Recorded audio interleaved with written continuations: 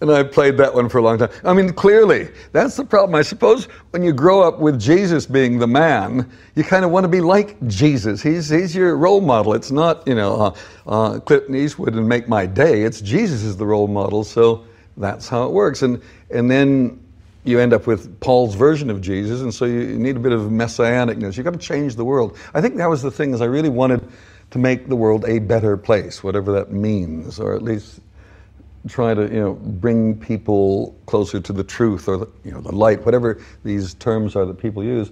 I suppose that's what I'm still doing when in films, or at least offering other ways of looking at life in the world. But you felt strongly from early on that you had a specific thing to do. You were here to achieve something. I had this sense that I had this talent, this weird thing called talent, whatever it was, and that was something that was very precious. My job was to protect it. And that's probably why I get aggressive with studio executives, because I don't know what this talent is. I know I've got it in there, and I've got certain skills and abilities, and other people don't have that, and I feel I have a responsibility to try to make the most of it. In the childhood of artistic people, we're always looking for clues to what they will do, and I was interested, your tendency to build wild and lavish sets started quite early, but you built this amazing treehouse with your father, the carpenter. Yes, we were living in Minnesota, and we finally, after many years, we got an indoor toilet. And there was this timber left from what was called the Biffy, the outdoor toilet there. And so my father and I built this 3-story treehouse in the trees. And that was the beginning of kind of my need to build things. In school, school plays or senior proms, I was the guy always doing the sets.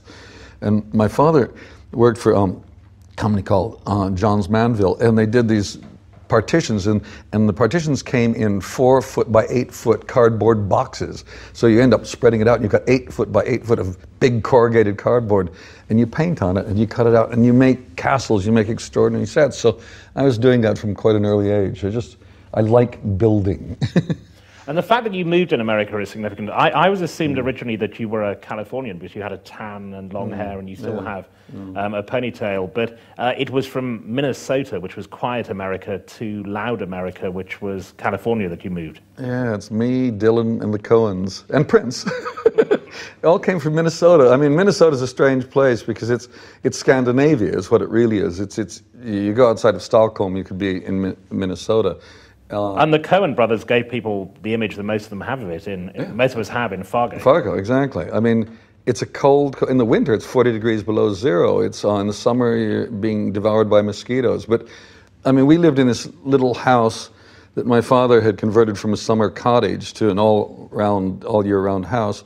And behind the house was a forest, across the street was a swamp, there was a lake 2 blocks away, cornfields over there. So it was this fantastic world for a kid to grow up in. And the reading obviously is also fascinating given what he went on to do, but the legends and myths recur throughout the films. Baron Munchausen, Don Quixote, the Brothers Grimm, King Arthur.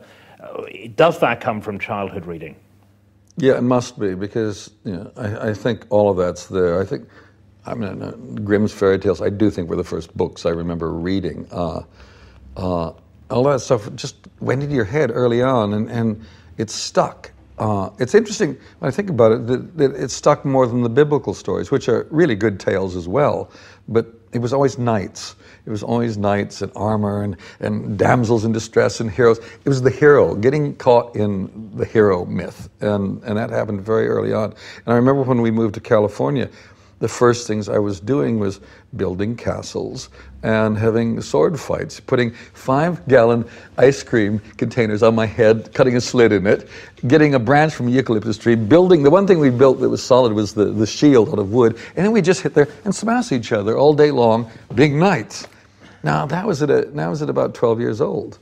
But I was never as energetic and as bronzed as the surfers. That was always the thing that made your life miserable out there, because there's these guys at the beach that just look gorgeous, and all the girls love them, and there was us, the others, out there running around reading and studying, and it was just, that was the frustrating part about Hollywood and California.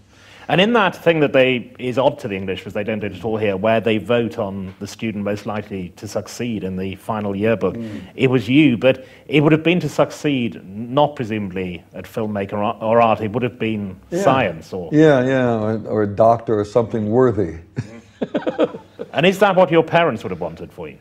They've been incredible because they never inflicted upon me their ideas of what I should or shouldn't be. And that was nice. They were, I think I was a pretty, bright kid in our family, and they were kind of amazed by this creature that was in the house. I seemed to be, really smart and incredible energy. And I just thought, this is a good one. Let's just keep feeding him and see where it goes. But it was at college that the art took over, stage sets, cartooning, magazines, the whole lot. It was because, science was a dead end for me. It was just too complex. Physics didn't interest me as much, and I dropped out of that very early on. But when I went into art, which is what I went from science into art, I didn't like that either because, again, it's so much about personalities and who you find yourself with. And the art history teacher was so dull and boring, I couldn't stand it. The practical arts teachers were brilliant, and they were great friends, and I liked that. And I decided what I could do was go into political science, which had the least number of required courses, 4. And all these electives could be tacked on it, from Oriental philosophy to drama to this. And so I kind of created the education for me. And you've always seemed quite a 60s figure, and you made a film of a key 60s book, Hunter Thompson's Fear and Loathing, in Las Vegas. The time you went there, because it was just before Vietnam was about to happen, the whole 60s, and what were then called the hippies, you were clearly influenced by that. Oh, it was wonderful. It was Eden, the Garden of Eden for a brief moment. Because I was slightly older than, it was like Hunter's older than me, but I was older than the ones that really, the hippies that took off. And I'd come back from New York to LA and also from Europe.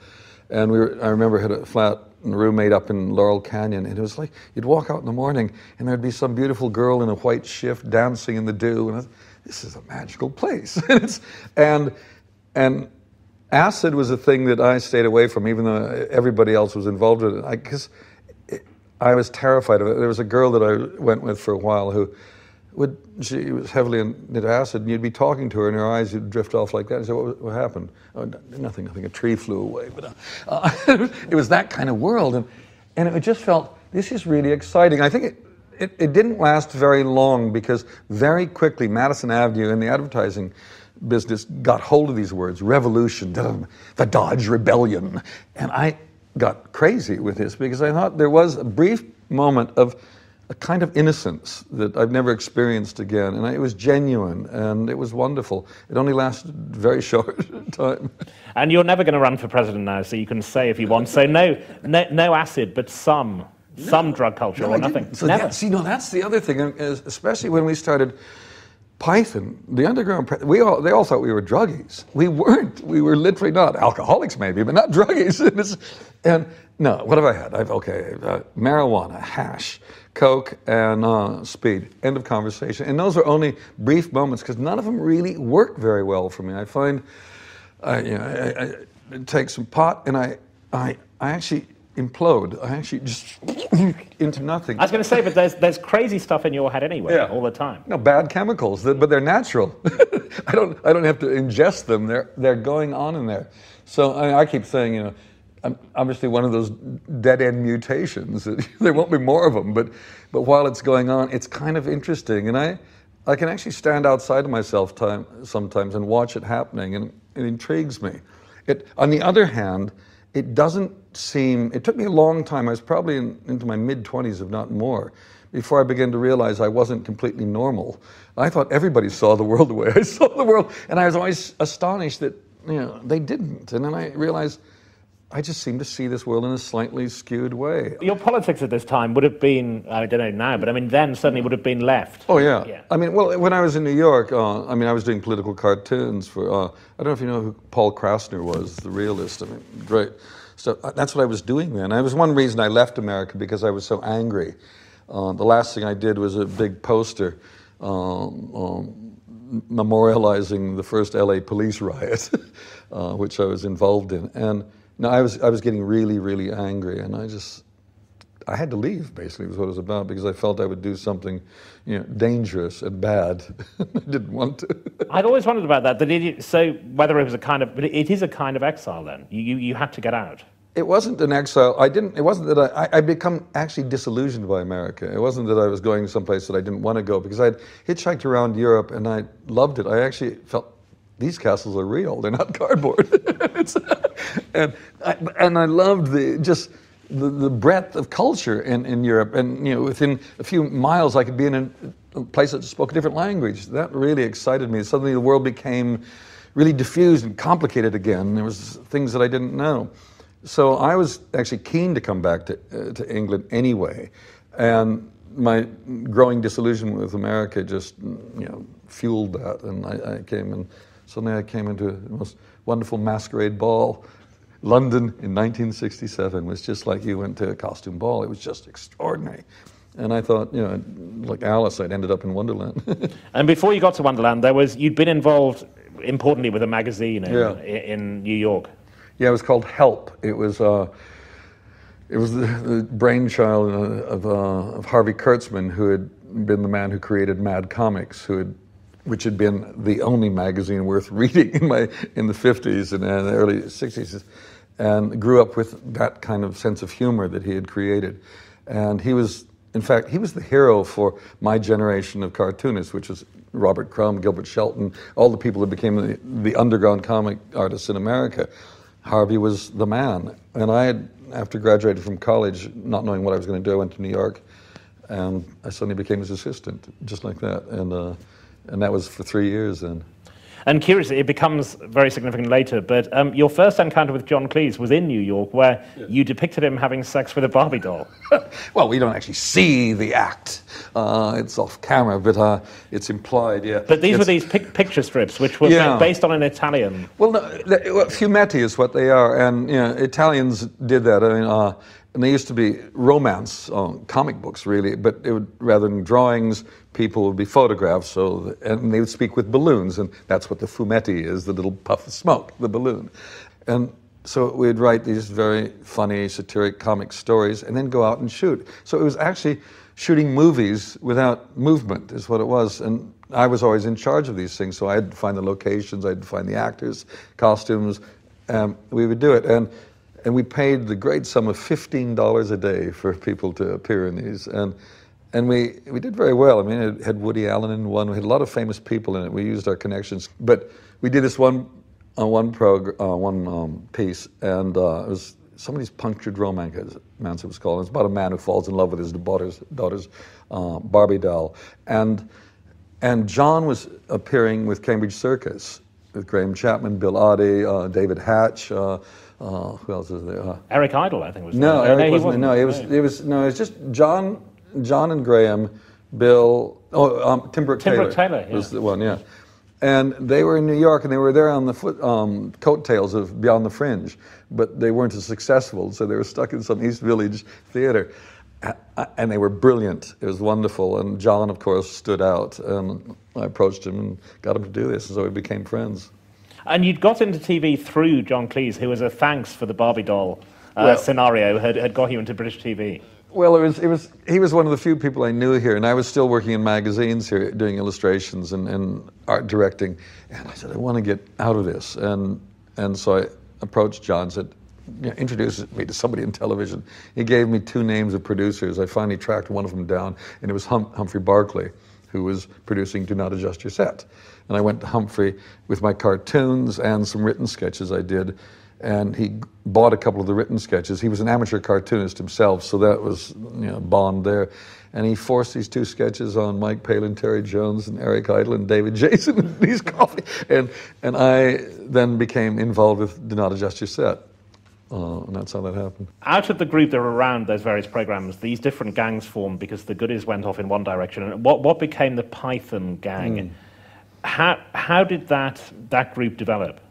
John apparently had sort of an open invitation to do a show for the BBC, and John wanted to work with Mike. I really think that was it. That was always the key connection. And so John and Graham came there, and the 4 of us came like that, and suddenly we were Python. And you described John Cleese as a friend. Of the others, which were you closest to or furthest away from? It tended to be Mike, Terry, and I were closer. I think we're the same height, basically, and we weren't from Cambridge.